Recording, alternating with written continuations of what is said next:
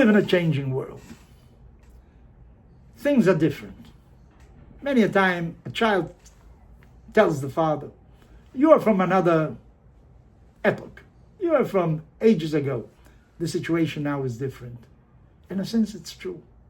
It is not true completely, but it's also true partially. Things keep on changing.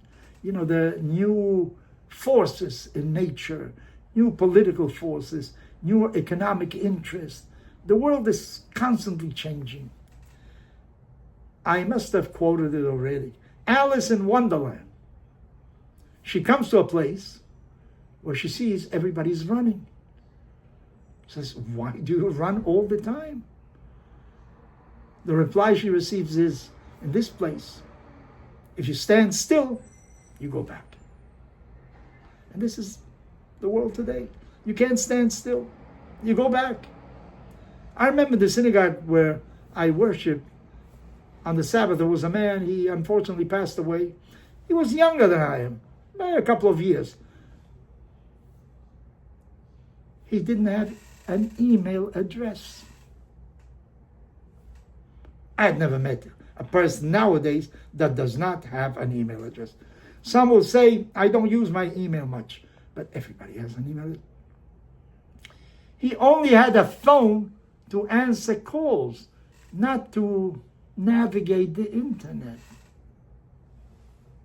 I thought, what world are you living in? You know, unfortunately, not everybody knows how to adapt to changing, to changes, to a world that is evolving constantly.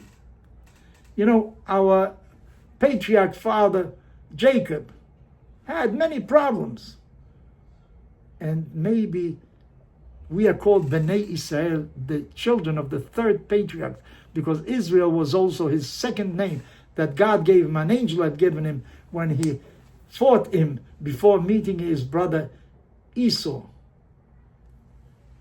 Maybe the fact that he had to confront problems all his life is that we are called Bnei Israel, because we have to confront problems all the time.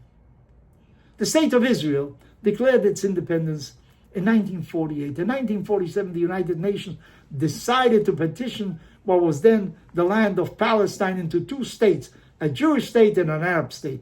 The Jewish state declared its independence on May 14th, 1948. The Arabs never wanted to say. They didn't want to admit the existence of the state of Israel. Look at where they are today.